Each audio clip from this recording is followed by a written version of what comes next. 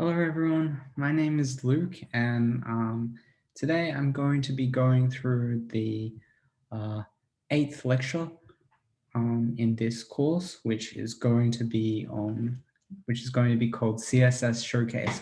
And it's basically going to be filled with a lot of cool, fun stuff that will be very interesting for you to look up after your exams because it won't be tested in the exams. But yeah, it's just a whole bunch of stuff to inspire you. So sit back and relax and enjoy the lecture. So today we're going to be going through a few things, backgrounds and patterns. So how to create those with CSS, something called CSS art, animations, masks and clipping. So how to cut out different shapes from your HTML or clip stuff. 3D CSS, so how to create 3D art using CSS, adding CSS, combining CSS with SVG, as well as a section called custom CSS with CSS Houdini. So basically, let's start off with just a basic pattern. So here we're just adding a div and we're adding two classes. One is box and one is basic. On box, we're just setting the width and the height. So we're going to be setting this width and height for all of our pattern elements. And we're just using background, which is green. You can also use background color, but we're going to be using the background property for this section of the lecture.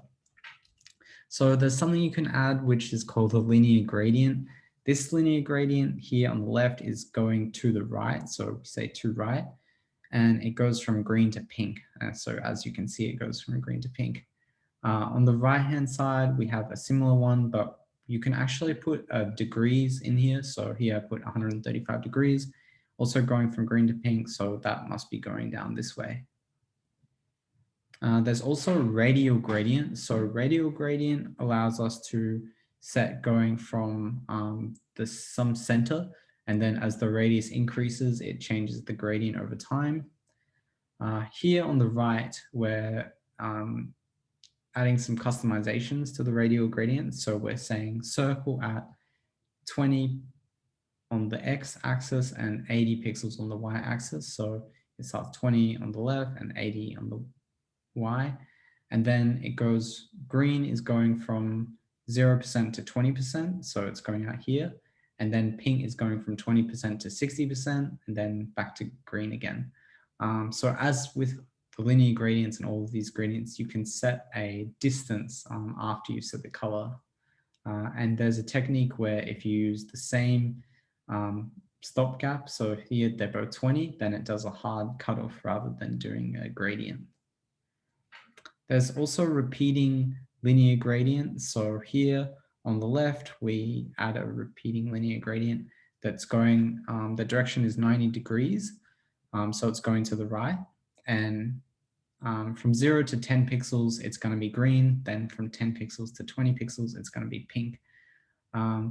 It's the same as this one on the right, except we just changed the degrees. So it's going to be 180 degrees. So it's going down.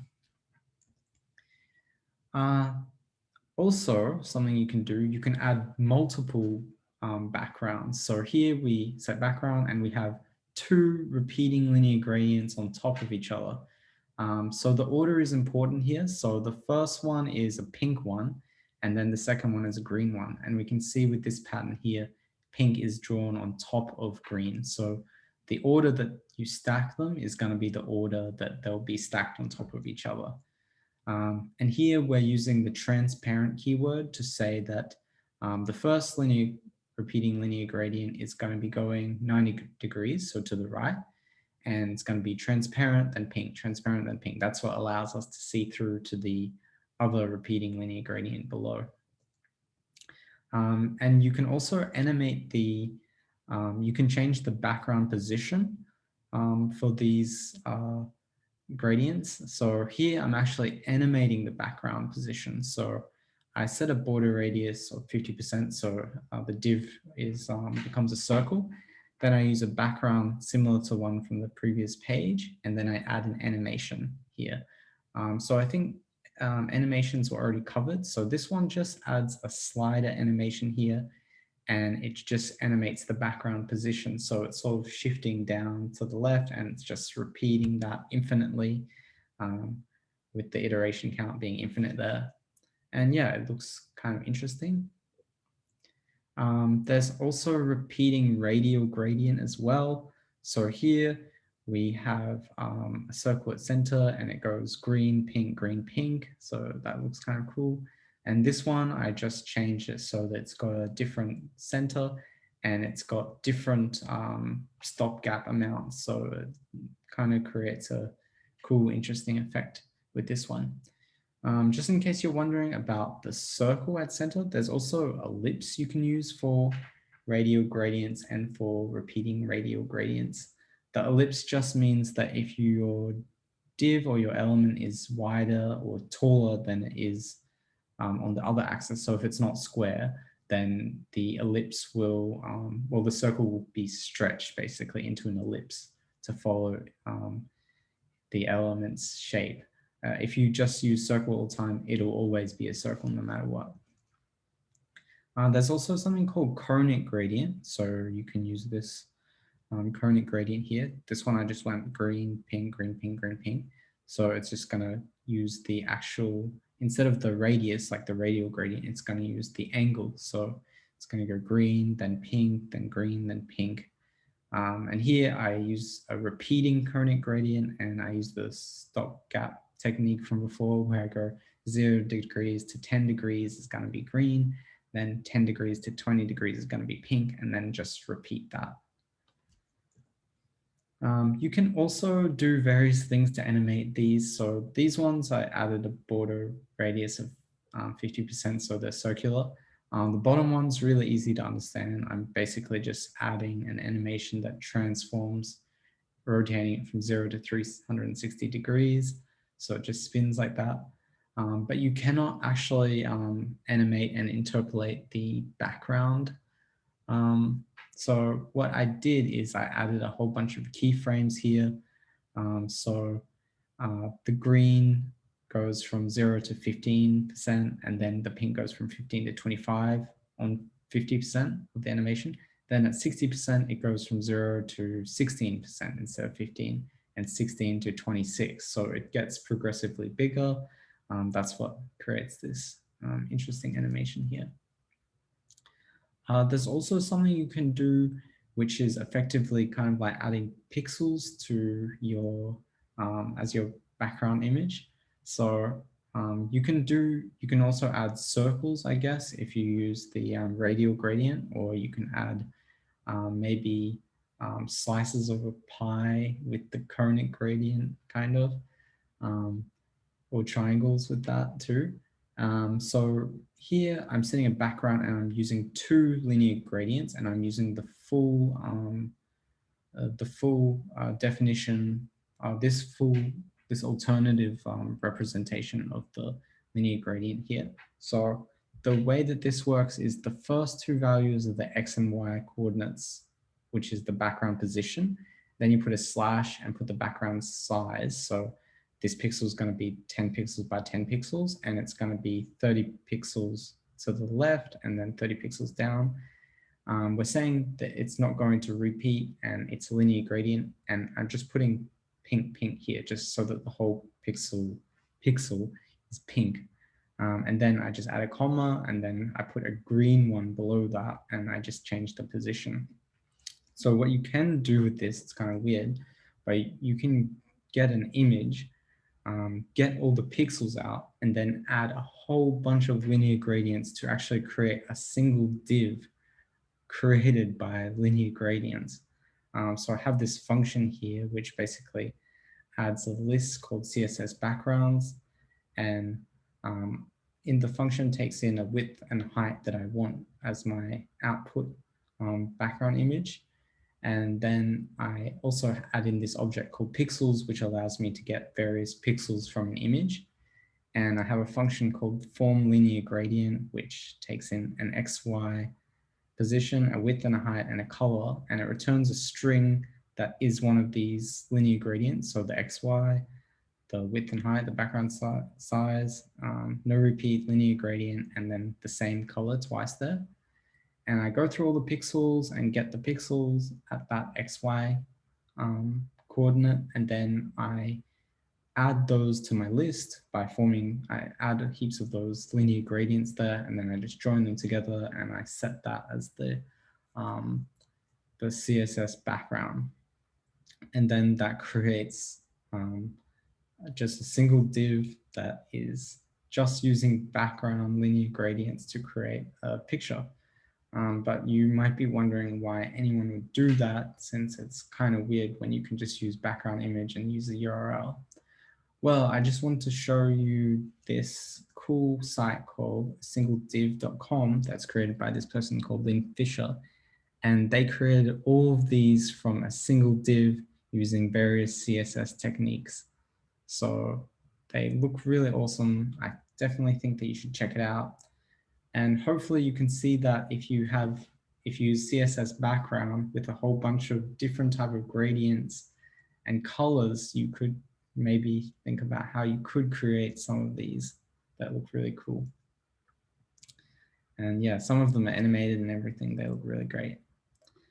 Another good resource is CSS3 Patterns by Lee Verreau. And these have a lot of really cool patterns that you can create using CSS background that are way more advanced than the ones I showed you. And the cool thing about it is you can just go to this website and click on the ones that you'd like, and it'll show you the CSS code to achieve those. Okay, so the next thing I'm going to be talking about briefly is CSS art, and that's just where you try to just use HTML and CSS to create some picture.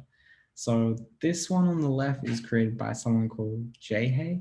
You should look them up online. They have a lot of cool stuff that they do with CSS and JavaScript. And they create this PlayStation 5 controller. And another one is by a person called Sarah Fossheim. And they also create a lot of cool stuff. You should definitely check them out online. And they've created this old Apple computer. So a lot of the techniques to create things like that use basically a whole bunch of divs and background. So you can use linear gradients. And another thing that they use to achieve this is different border radiuses. So you can see that by using a whole bunch of divs that have different border radiuses, we can create a whole bunch of different shapes, and we can use background along with some shading to shade things to make them look sort of like 3D-ish. And then, of course, another really important component of that is also using transforms so that you can rotate and translate things so that they're aligned. There's a really good resource, which is css-art.com. So you should check that out because that contains a lot of these really awesome CSS artworks. This one is called VW Bug by Shunya Koid, I think. It looks really awesome, and you should check out that site for even more awesome stuff. I created this resource. So this basically allows us to input a color and a size, and it will automatically create the CSS for you to create a sphere. So you can change the color and you can change the size here. And the important part of this is that it's just mainly using one div, and the class is sphere. And I set the width and height, and importantly, we set the border radius to 50%. In the JavaScript code, there's basically a function that's getting this sphere element that we want to update, and the color and the size. And I convert the color from a hex to an RGB object so I can access the red, green, and blue components. And then I create this thing called a brightness list. So the brightness will be going progressively lower as it goes through the list. And I create an array of progressively darker colors, which are hex colors that are based on the original color that slowly get darker. And I just create 6 of them because there are 6 numbers in the brightness list. And basically I map the brightness list from the brightness to the original color scaled by that brightness, and then I convert it back to a hex color. So progressively darker colors is going to be a list of hex colors that are based on the original color and get progressively darker. And then I use an offset, which is going to be 4% of the size. So 4% from the left and 4% down, that's what we're going to start our radial gradient. So I create a string called radial gradient, and I set the circle at that offset, so it's somewhere in the top left. And then I add the progressively darker colors that are joined by a comma. So they're just going to be comma separated there. And then I just set the sphere's style background image. You can also use background, I guess, to radial gradient and set the width and the height. And then it results in this. So as you can see, it's probably starting up here, somewhere up here, and then it's getting darker, and it really looks like a sphere. So that's a technique to sort of create a sphere with CSS. Okay, so the next topic that we're going to be talking about is masking. So this one is masking using text. So as you can see here, I've just got this big font that says fire, and I colored it red. The center one, I add a background image and I colored the text white. And in the third one, we're actually masking by the text, which produces a really interesting effect. So to achieve that, first of all, we're setting a background image to a picture of fire. And then we're using this property called background clip. And background clip has a few other interesting usages other than text here. So you can look that up, but I think the most interesting one is text. So background clip text, for Chrome, to get Chrome to work, you need to add this prefix WebKit there, but it's also background clip text. And make sure that you set the color of the text to transparent so that you can see through to see the background image. So that's pretty interesting how you can mask using text. Also, you can do clipping of your HTML. So what do I mean by that? If you've got a image or any HTML really, you can clip around that to just show whatever section of it that you want. So here there are three main ways. They all use the clip path CSS property. So for this circle one, I'm cutting out a circle around the cat's head. So I say clip path and then circle. Inside the circle, I put the radius at the XY coordinate. So it's going to be a 32 pixel radius circle at 94 by 75 coordinates. Another way that you can use is polygon. So you go clip path and then polygon, and then you put a whole bunch of comma separated coordinates, and those are going to be the coordinates that you're cutting out your image with. The other one is called clip path. So clip path allows you to use this path string that is also used in SVG to basically have a really, it's not very human readable, but it is a fairly simple representation, so you can do more advanced paths, not just lines like the polygon here, not just straight lines. So you can use Bezier curves, and you can use arcs and other types of curves too. So basically what this looks like is this string, and the result is that you can do some curves to crop around the cat's head, and yeah, everyone can see what sort of creative things they could come up with by using this. One thing to note is that using the path function for clip path is currently only supported by Firefox. There's also image masking. So you can use this mask image property, and then you can use a URL to an image. So for this one, I created this image where the colors black and white represent where black is going to be the alpha channel of the image is 1, so it's not going to be transparent, and then white is going to be the alpha channel is 0, so it's going to have 0 transparency. And as you can see, if you have this HTML here and use mask image with the CSS property with this image, then where it's the alpha channel is 1, you'll be able to see that, and then you can see that as it fades in the image, it's also fading, it's also masking that with the pixels of the image. So you can also do things like you could cut out a different shape or use little circles or droplets in the mask image to mask your HTML. But my colleague, Jess, was showing me the other week a cool technique to use with this. So this example basically has two images that are laid out on top of each other. One is this cherry blossom picture. And then on top of that, which we cannot see right now, is a picture of a brick wall, I think. And we're using this to represent what the mask is going to be. So where it's white, that's where the alpha channel is 0. So we're going to be able to see through the picture of the brick wall onto our image. And where it's black, it's where the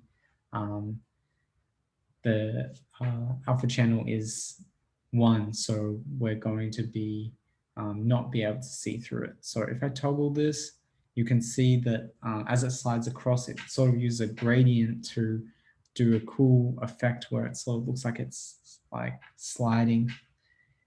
It's sliding through the transparency to reveal the image underneath, but it's kind of like creates this interesting transition. So I'll link to this at the end of the lecture, so you can all play with it. Another thing that you might find interesting is CSS filters. So basically you just say filter and then there's a whole bunch of filters. So here's an example of some of them. There's a blur one, there's a brightness one, there's a hue rotate one, so you can mess up the colors and make it look all weird. Opacity, saturate, sepia. So yeah, have a play with those. Those are also very interesting. Oh, this is a actual project that I was working on at work. I was creating a prototype for something where we were masking some design by a wave. And this is sort of the first prototype that I created, which we didn't end up using, but it's actually using the clip path and filters. So let me run this. So it's using clip path and it's using JavaScript to iteratively set the clip path to cut out the original design that's on the right with these waves, and then it's using CSS filters to filter the different colors based on where the 3 waves are at. So it looks kind of interesting. It's just a practical example, something cool that you could do with this. Okay, which comes to the next topic, which is CSS animations. So this is a really cool animation that was created also by Liam Fisher that is a single div animations. So it's using a whole bunch of linear gradients and maybe radial gradients and other stuff to create this with just one div. So the thing that they are actually animating is the background position. So they've set up all their backgrounds. So some of them are going to be creating the trains. And then by animating the background position, we can shift these, similar to when we animated the pattern, the crisscross pattern from before.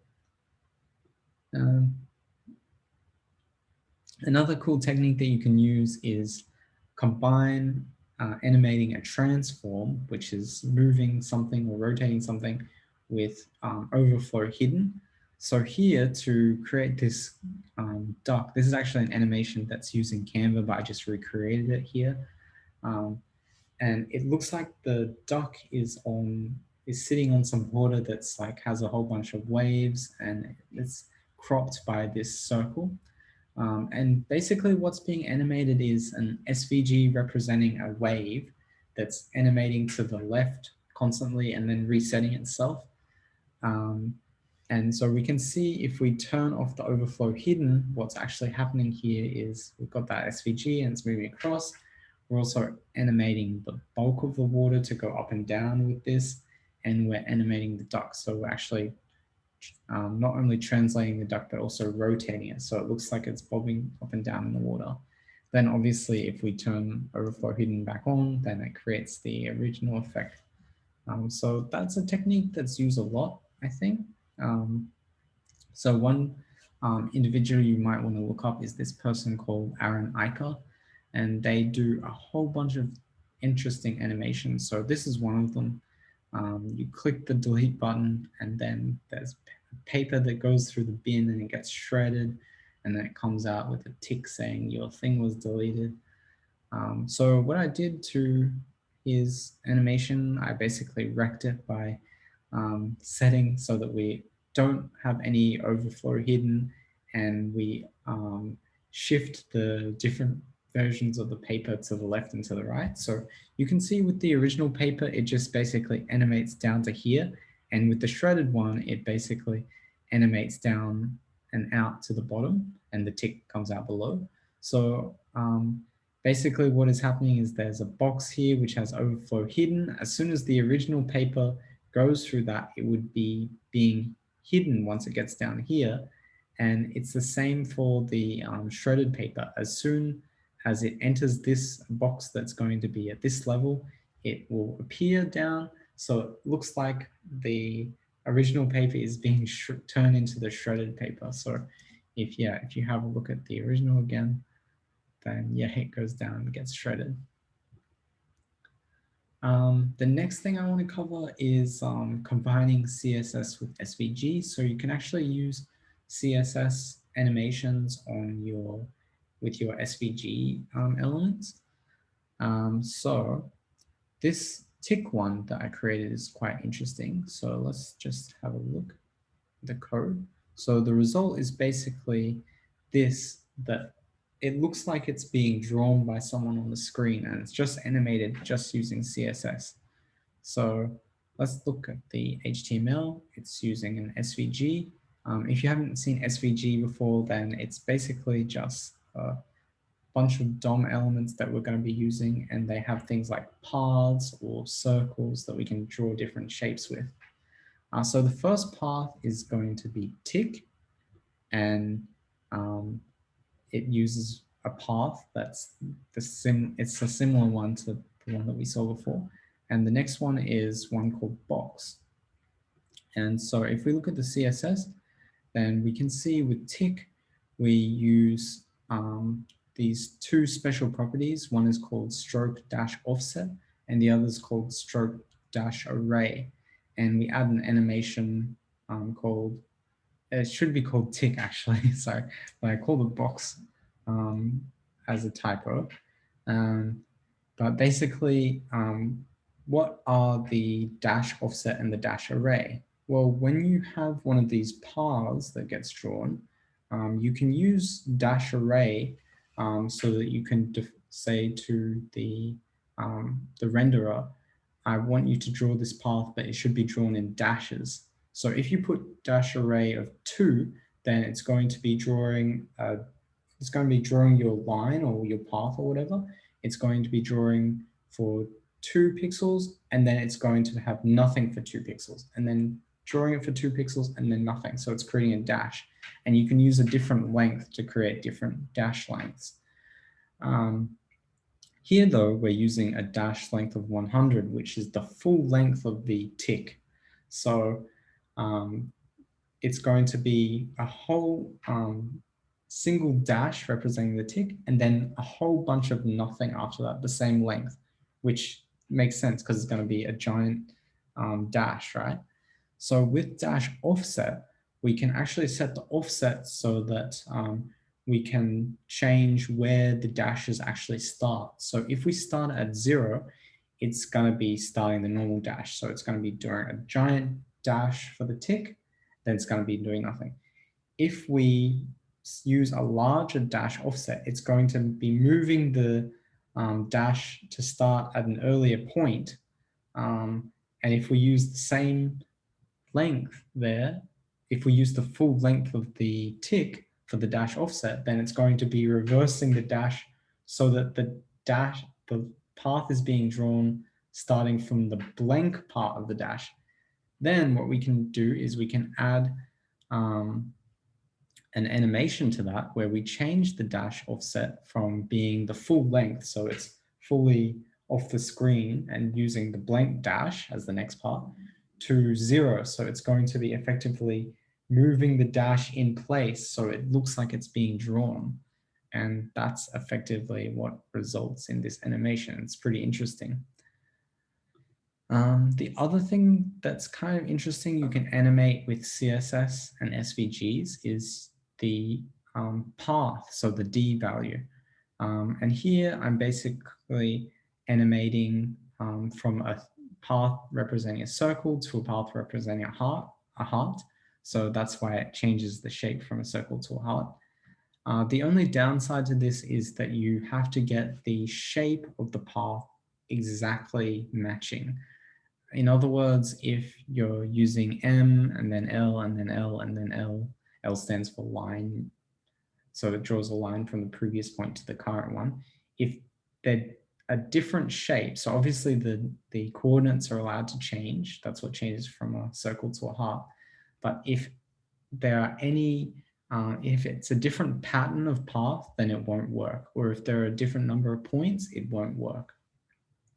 So you need to be a bit careful when you're creating your paths, but yeah, you can animate smoothly between shapes and it looks kind of cool. So it's an interesting technique. Okay, now we're going to be going through 3D CSS. So this is basically using a whole bunch of transforms on your elements to rotate them and translate them so that they'll be in 3D. And I won't be going through too much of the math to create these, just some of the interesting stuff that you can create. So take a look at this one. It's actually animated by someone called Ricardo Olivier Alonso.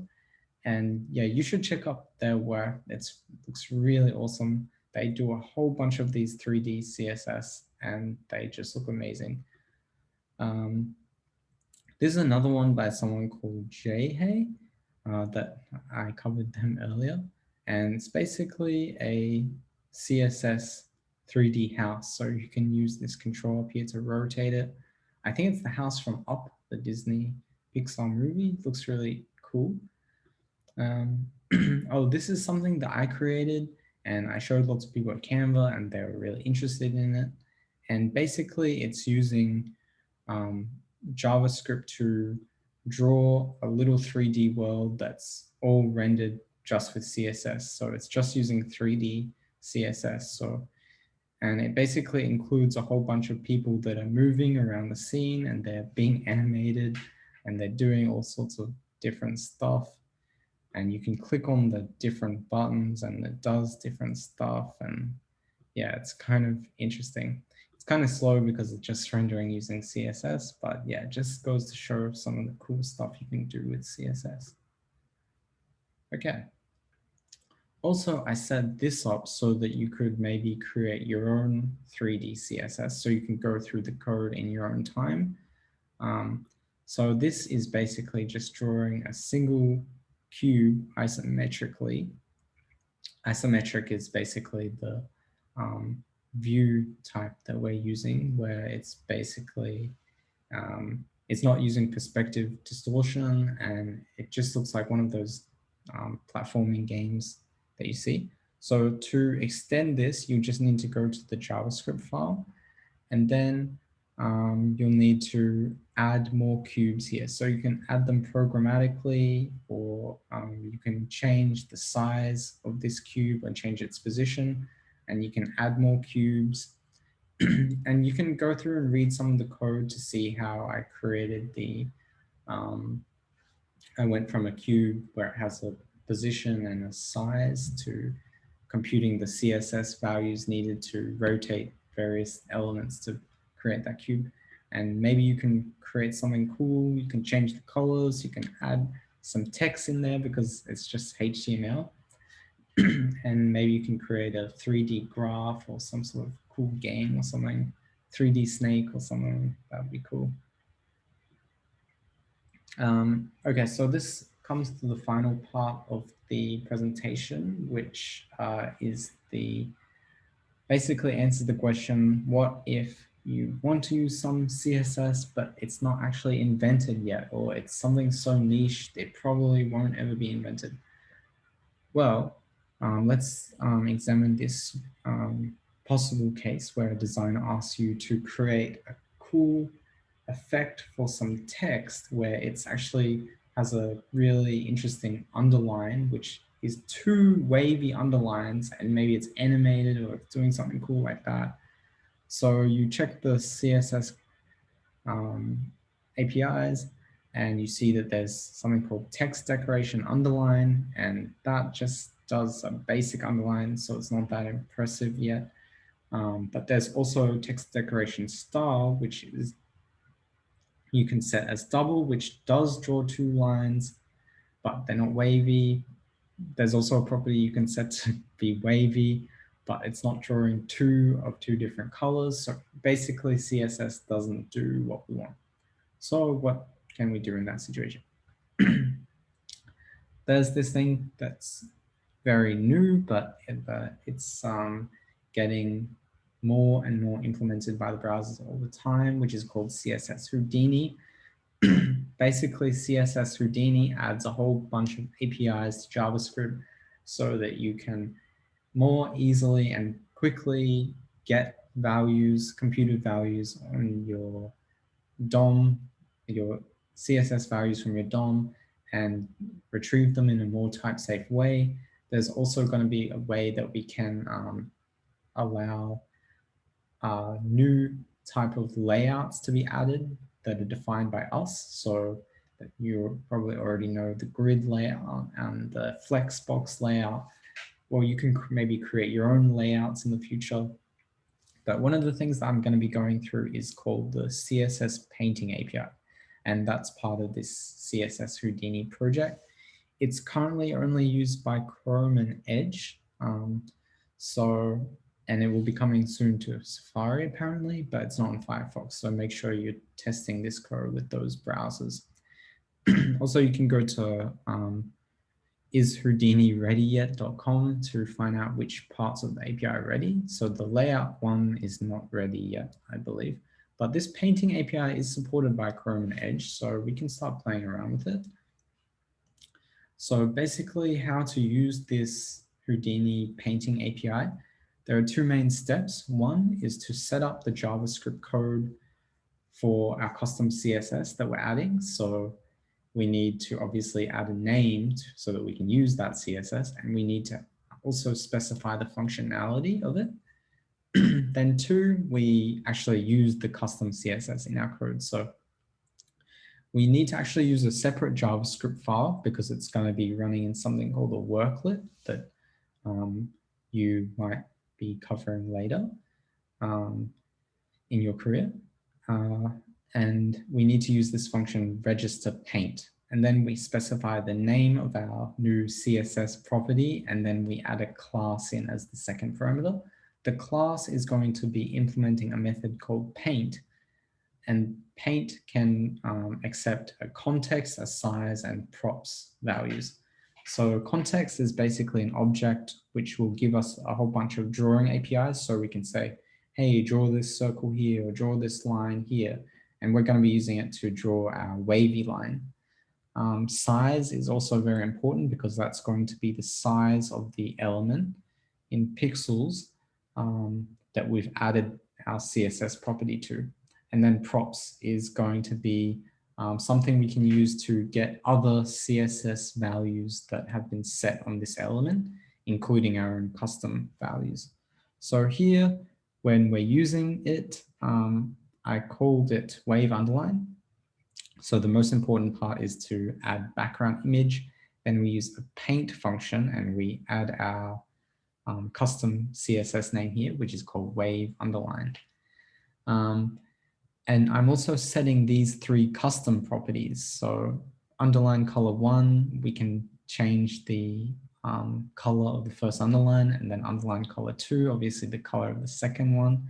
And wave time is going to be set as a number from 0 to 1, which is basically going to be shifting our wave across the x-axis. I'll go into that more in a second. So I prepared this example here. So as you can see, this is using the regular CSS underline. This is using the wavy one, and then this is using our custom one here. And this is animating the custom one, so it looks really cool. So you can type some other text here. Wow, this is cool. And let's have a look at the CSS for this. So on the first one, obviously, it's just setting text decoration to underline, and text decoration color is going to be this pink color. That's how we get the pink color. And the next one is basically just adding text decoration style as wavy. But let's look at our custom wavy underline, the double one. So as you can see here, we're setting the underline color 1 and the underline color 2. And wave time is going to be 0, and background image is going to be paint with our custom CSS wave underline. We can even override these, so we can just use the CSS values just like normal. So if I go underline color 1, I could change it to red, and as you can see, this has changed to red. I can also use wave time as 0.5, and as you can see, it shifted this. So if I change back to 0, change to 0.5, it's like this. So how do we get this animating version? Well, it's actually very easy, because since we've got the wave time, we can just use regular CSS animation. So here you can see that we're setting all the same values, but we're adding an animation called animated cool underline anim. And it goes for 3 seconds. So we can change this to 1 second. So it's going really fast. We set the iteration count to infinite, the timing function linear, so it's always the same speed. And then we can take a look at the animation down here. So this is keyframes, animated cool underline anim. Just go from 0%, wave time is 0, to 100%, wave time is 1. And it will automatically animate with you by recalling, as long as your code reads in the wave time or whatever property variable you use, it will interpolate that for you and send you through the right one. Then you can redraw your underline or whatever custom CSS thing you want to add. Okay. So that basically concludes the end of the lecture. Thank you very much for listening, and I hope that you were inspired to maybe, if you have time after the exams, you can create some of your own very interesting and creative CSS projects. So I've added some references for some of the projects that we went through today, so that you can have a look for yourself. And here are some more references here. So just pause the video and use the QR code to go to them. Thanks everyone very much for listening to the lecture. I really hope that you enjoyed it, and hope that you have a really good day. I'll see you. Bye.